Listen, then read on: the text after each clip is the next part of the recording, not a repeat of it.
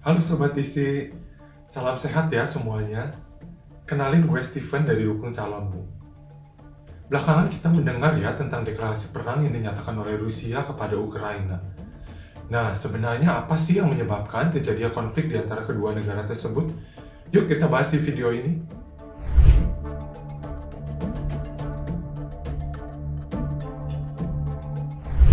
Kalau mendengar kata perang, apa yang pertama kali terlintas di pikiran Sobat DC? Kalau perang pastinya ada konflik ya, dan perang itu sudah ada sejak lama sekali, bahkan sejak masa prasejarah. Ya bagaimana tidak, manusia selalu punya kepentingan, entah itu tempat strategis atau sumber makanan, dan dengan ego hingga keserakahan masing-masing membuat perang itu terus ada sampai masa modern ini. Jujur kalau gue membayangkan perang di masa ini itu langsung ingat mata pelajaran sejarah. Perang Dunia I, Perang Dunia II yang di dalamnya itu digunakan senjata seperti senapan, granat, bahkan bom atom dengan banyak nyawa yang dipertaruhkan, entah nyawa para tentara atau rakyat. Lalu ada juga perang dingin, perang dagang, dan pada saat ini juga kita mendengar ada perang antara Rusia dan Ukraina. Pada Rabu 23 Februari 2022, Presiden Rusia Vladimir Putin mendeklarasikan perang dengan Ukraina. Keesokan harinya, pada Kamis dini hari, Rusia melakukan penyerangan dari utara yaitu melalui Belarusia dan melalui semenanjung Crimea dari selatan. Begitu menyeramkan ya bagaimana serangan tidak hanya terjadi di darat, tetapi juga serangan laut dan udara. Serangan roket, penembakan dengan artileri, dan peledakan di kota-kota besar seperti Kharkiv, Odessa, Mariupol, Kramatorsk, dan bahkan di ibu kota Ukraina sendiri yaitu Kiev, di mana Rusia ingin menguasai pangkalan udara dekat kota itu. Dari hari ke hari perang makin membara. Pada tanggal 25 Februari, Kementerian Pertahanan Ukraina menyatakan kalau Ukraina sudah menghancurkan lebih dari 30 tank, 7 pesawat, 6 helikopter Rusia, dan disebutkan juga lebih dari 800 pasukan Rusia sudah menjadi korban. Bagaimana dengan Rusia sendiri? Dinyatakan pada 26 Februari, Rusia sudah menguasai 211 instalasi militer, menghancurkan 6 pesawat tempur, 39 radar, 67 tank, dan 19 sistem rudal pertahanan negara Ukraina. Kekuatan militer Rusia jelas jauh di atas Ukraina. Situasi tentunya menjadi sangat berbahaya bagi rakyat Ukraina. Di sana ada panic buying.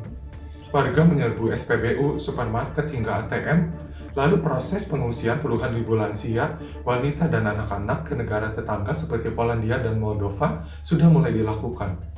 Namun tidak bagi pria berusia 18 hingga 60 tahun yang diwajibkan untuk menetap dan bela negara. Diketahui juga ada hampir 140 WNI yang menetap di Ukraina, yang mayoritas berada di Kiev, yang pada 26 Februari sudah semakin menggila dengan serangan-serangan artileri dan juga roket yang entah kapan akan berhenti. Pada 26 Februari juga, dalam Kompas.com diketahui bahwa Rusia kalah di 3 kota, yaitu di kota Chernihiv, Kharkiv, dan Vyrokiv, tapi juga sudah menduduki kota Konotop dan mengepung kota Sumy. Lalu kenapa sih Rusia menyerang Ukraina? Dalam sejarah, Rusia dan Ukraina itu sama-sama negara pecahan dari Uni Soviet yang pada tahun 1991 pecah dan menjadi 15 negara yang tersebar di benua Eropa dan Asia. Sekarang semuanya sudah independen. Ukraina memiliki ibu kota Kiev dan Rusia dengan ibu kotanya Moskow. Kedua negara ini punya ikatan sosial dan juga ikatan budaya yang tinggi. Dan kalau kita cari tahu penyebab perang dari kedua negara yang bertetangga ini, kita bisa mendapatkan informasi sesimpel karena Ukraina ingin bergabung dengan NATO, yang artinya memihak ke blok barat dan merupakan musuh dari Rusia. Tapi benarkah hanya karena itu? Karena diketahui Ukraina sudah menyerah loh atas keinginannya masuk ke NATO. Lantas apa keinginan Putin? Sebelumnya mari kita bahas dulu apa itu NATO. Kita pasti sudah tahu dong apa itu NATO, tapi mari kita merefresh ingatan kita. Ini dia. NATO adalah singkatan dari North Atlantic Treaty Organization yang berdiri pada era Perang Dingin, yaitu pada tahun 1949, dengan beranggotakan negara-negara Eropa, negara-negara Amerika, dan Eurasia. Awalnya, organisasi ini bertujuan untuk menekan ideologi komunisme dan menjaga keamanan di wilayah Eropa Barat. Pada saat ini, NATO sudah menjadi organisasi militer terkuat di dunia, sehingga tentunya menjadi ancaman bagi Rusia pada saat ini. Nah, untuk menandingi NATO, Pada tahun 1955, Uni Soviet pernah mendirikan Pakta Warsawa yang pada akhirnya sudah hancur 1991 bersamaan dengan runtuhnya Uni Soviet. Perlu diketahui kalau suatu negara bergabung dengan NATO itu artinya kan akan ada rudal yang ditempatkan di negara itu. Tetapi nyatanya sudah ada belasan negara pecahan Uni Soviet yang sudah bergabung dengan NATO. Menyisakan 3 negara saja, yaitu Georgia, Bosnia-Herzegovina, dan Ukraina, yang sebenarnya mereka juga sudah menyatakan keinginan untuk bergabung dengan NATO. Nah, mungkin kan semuanya negara pecahan Uni Soviet memang boleh bergabung dengan NATO, kecuali Ukraina. Mungkin karena lokasi Kiev yang sangat dekat dengan Moskow, dan Perang Dunia III bisa saja terjadi kalau saat ini NATO dan Amerika Serikat ikut campur. Tapi kalaupun Perang Dunia III terjadi, pemenang tidak bisa diprediksi, yang ada hanyalah korban dan kehancuran di seluruh dunia. Karena Rusia sendiri yang sudah kuat itu bisa saja meminta bantuan Tiongkok dan melawan negara-negara NATO yang juga Amerika Serikat yang begitu banyak dan kuat. Nyatanya, yang saat ini sedang berada dalam bahaya adalah Ukraina sendiri. Karena sampai pada tanggal 26 Februari, NATO hanya meningkatkan kehadirannya di wilayah Eropa Timur dengan mengerahkan ribuan pasukannya tanpa memberikan bantuan yang berarti. Begitu juga dengan Amerika Serikat yang sempat jadi harapan besar bagi Presiden Ukraina. Сьогодні Росія розпочала вторгнення в Україну. Путін розпочав війну з Україною, з усім демократичним світом. Він хоче знищити мою державу. Він хоче знищити нашу державу. Все те, що ми будували, заради чого живемо. Не піддаємося паніці. Робимо все, що потрібно для підтримки Збройних сил України. Я поговорив з Байденом, Джонсоном, Шарлем Мішелем, Дудою та Ощадом. Ми починаємо створити антипутінську коаліцію. Вже закликав світових лідерів задіяти всі можливі санкції проти Путіна, розпочати масштабну оборонну підтримку, закрити для агресора повітряний простір над Україною. Спільно ми маємо врятувати Україну, врятувати демократичний світ. Saat perang baru saja dideklarasikan, Presiden Ukraina masih tenang-tenang saja dan yakin akan menang. Karena Presiden Ukraina sudah menghubungi Presiden Amerika Serikat Joe Biden dan yakin pasti akan dibantu oleh negara-negara NATO lainnya.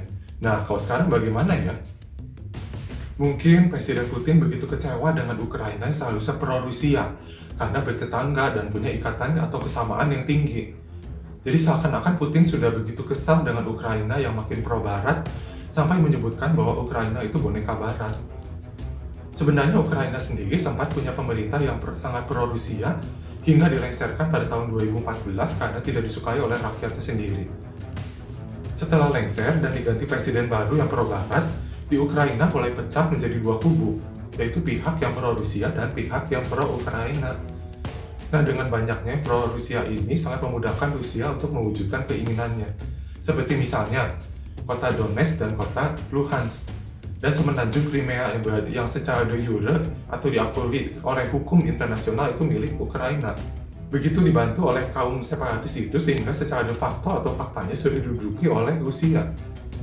Alasannya sih simpel, karena Rusia menganggap kota-kota yang ada di bagian timur Ukraina adalah bagian dari wilayah kekaisaran Rusia di masa lalu. Kota Donetsk, Luhansk, dan semenanjung Crimea sebenarnya sudah diduduki oleh Rusia sejak tahun 2014. Tetapi baru saja pada bulan Januari kemarin, yaitu pada tahun 2022, Presiden Putin mengakui Donetsk dan Luhansk sebagai negara sendiri. Dan lebih seramnya lagi, serangan Rusia ke Ukraina yang terjadi sekarang ini dimulai oleh Rusia lewat wilayah-wilayah tersebut. Jens Stoltenberg, Sekretaris Jenderal NATO, menyebutkan kalau NATO tidak kaget lagi dengan penyerangan Rusia kepada Ukraina karena sudah tahu rencana penyerangan ini sejak berbulan-bulan lalu melalui intelijen NATO. Bisa saja meskipun sudah tahu rencana besar, keinginan, hingga strategi Putin, NATO memang berencana diam saja dan meninggalkan Ukraina sendiri karena tahu konsekuensi dan risiko yang akan dihadapi. Jadi kesimpulannya, ada banyak sekali ketidakpastian, kerugian, hingga bahaya yang terjadi pada saat ini bagi Ukraina, bagi Rusia, NATO, dan bagi negara-negara lain di seluruh dunia. Lalu, apa saja dampak dari konflik Rusia dan Ukraina ini bagi Indonesia? Pertama, indeks harga saham gabungan atau IHSG sempat terbakar pada Kamis 24 Februari. Para investor menahan untuk tidak berinvestasi dulu karena takut serangan Rusia ke Ukraina ini bisa mengganggu pemulihan ekonomi dunia. Kedua, terganggunya perdagangan atau ekspor dan impor Indonesia ke Ukraina maupun ke Rusia. Ketiga, harga BBM berpotensi naik dan beban subsidi pada pemerintah juga naik. Soalnya Indonesia kan banyak impor BBM, dan yang terakhir, ada pelemahan nilai tukar rupiah karena ketidakpastian yang terjadi.